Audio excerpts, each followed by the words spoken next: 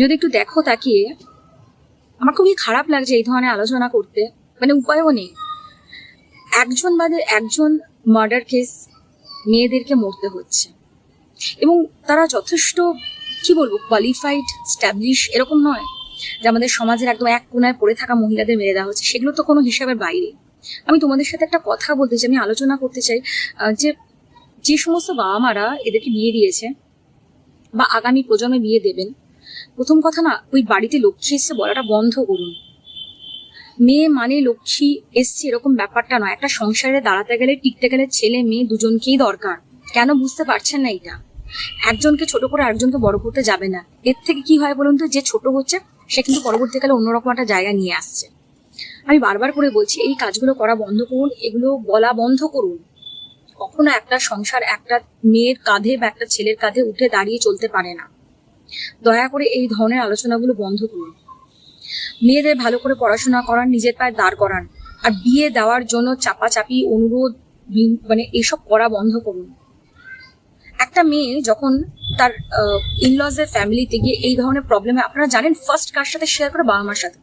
আর বাবা মাদের উত্তর কি হয় জানেন? 99% বাবা মাদের উত্তর হয়, মানিয়ে নাও, গুছিয়ে নাও, তোমার কপাল, আমরা তো দেখে দিয়েছি, ভালো ছেলে, তুমি বুঝতে পারছো না। বিশ্বাস করুন, সে বুঝতে পারছে, সে ভেরি মাচ অ্যাডাল্ট।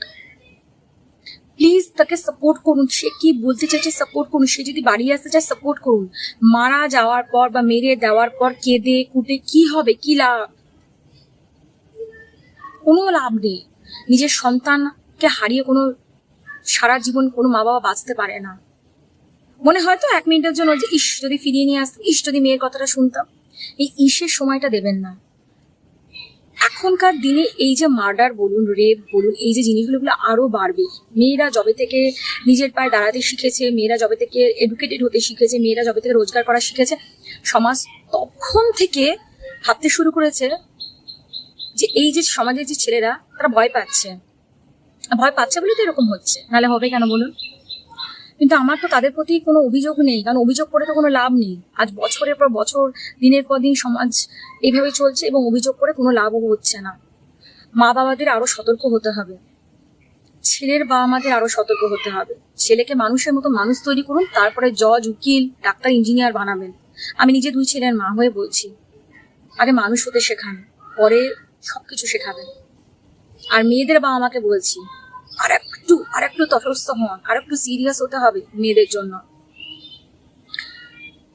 কান খোলা রাখুন, চোখ খোলা রাখুন। আর ডাউরি, এই যে 5 লাখ, 10 লাখ, 15 লাখ, 20 লাখ টাকা যে দিচ্ছেন, তার চেয়ে মেয়েকে একটা ঘর বানিয়ে দিন। যে যখন এরকম দুঃখ হবে, তখন অ্যাটলিস্ট আপনাদের কাছে বলতে হবে না যে আমাকে একটু আসতে দাও, সে তার নিজের ঘরে চলে যাবে।